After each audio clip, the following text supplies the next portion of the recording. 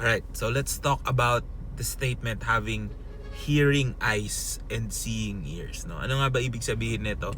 And how this relates to music, understanding, note reading, and paano makakatulong sa inyong musical journey. So, pag sinabi kasi nating note reading, it's a skill thing, di ba? Hindi naman to pag-memorize lang. It's the ability for you to translate what is written on paper and turn it into music. So yun yung yun yung pinaka role of note reading. It's not just about memorizing anong nota to and executing it. It's about turning those symbols into sound, 'di ba? So kapag meron kang ability to read properly, no, you can hear what you're reading, no. Actually hindi naman siya nalalayo sa language, 'di ba? Sabi ko nga. Parang pag nagpa-practice ka ng speech, 'di ba? Sinasabi din natin sa language, 'di ba? Iba yung things that are written for reading, no, for reading lang. Iba yung sinulat para gawing speech, no. So ganun din yung music, 'di ba? Usually music is written to be performed, not just to be read, in a sense, no. So nag-iiba-iba yung tone, nag-iiba-iba yung phrasing, depende sa use case. So pag meron kang ability to read notes and music, nagkakaroon ka din ng ability to hear, 'di ba? So kahit na wala kang hawak na instrument, kahit wala kang recording, basically naririnig mo na yan sa isip mo. So your eyes can read for you and you can hear it within your head, no? So parang tinitignan mo pa lang, alam mo na yung gagawin mo. So dito na develop yan. So saan nagagamit yung skill na yan, no? So this is basically mental practicing, 'di ba? Kasi may mga times, kunwari nagte-travel ka, tapos may bagong song na binigay sa'yo and you have no time to practice kasi nga, for example, nasa eroplano ka na, papunta ka dun sa venue, or nasa drive ka na going to that place, tapos late na na-send, no? So doon pa lang, habang bumabiyahe ka, no, wag naman habang nagde-drive, pwede mong basahin yung pyesa kahit walang recording.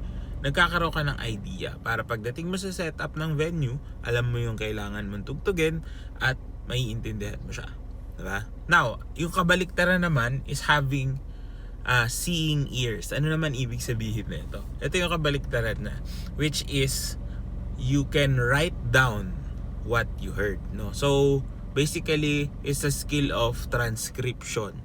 Ito rin yung skill ng pagsipra, 'di ba? Although sometimes pag sinisipra kasi natin, it's directly into your playing na. So you play what you hear, 'di ba? But sometimes kailangan mong gumawa ng charts, 'di ba? So again, this is not just about the notes and the rest or symbols ng music.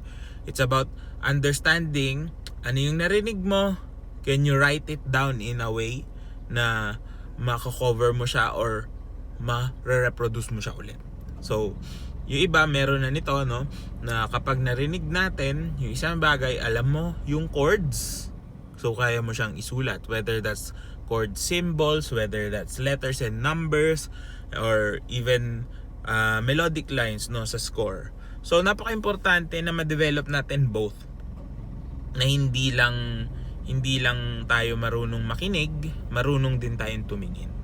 Kasi pag meron ka niyan, it unlocks a lot of other things when it comes to your career opportunities, in your skill building. Mas marami kang magagawa, mas marami kang matutulungan kapag kaya mong gawin yun. So paano mo siya iti-training? Basically, you just have to listen and listen and listen and read and read and read. Kasi dadating kasi sa point na sa sobrang dami ng possible combinations na yan, uulit-ulit na, no? Especially when it comes to rhythms, 'di ba? Usually yung mga rhythmic pattern, paulit-ulit yan, nag-iiba lang yung nota. So pag naintindihan mo na yon, mas madali mo na siyang makita at marinig at maisulat. So ganun siya, walang shortcut. It's just these are the skills that develop through time, through experience, and through awareness. So, parang narinig ko na to before, diba? That's why a lot of songs have the same chord progression, nagiging predictable na sila. Not because ganun talaga siya, but because nagiging aware ka na ito yung maganda, ito yung tasteful, ito yung ginagawa nila. So we continue to do what's good, 'di ba? Sabi nga nila, you always have to copy best practices eh. So kung ano yung naririnig mo before, you might have heard something of the same figure. So kung nakarinig ka na ng ganong progression, alam mo na agad, pwede mo na siyang isulat, mas mabilis mo na siya maisusulat. Or nakita mo yung ganitong figure, ganitong rhythm, alam mo agad kung paano siya gawin. Kahit na super complicated, pag kasalamuha mo na yan before, pag naaral mo na yan before, naintindihan mo na kung paano siya ginagawa, mas madali mo na magagawa. So, the more you engross or the more you expose yourself to a lot of different styles, different kinds of music, no, different types of writing and notation, mas gagaling yung hearing eyes and seeing ears. So sana nakatulong to. If you did, comment down below. I'll see you on the next one and good luck sa inyo.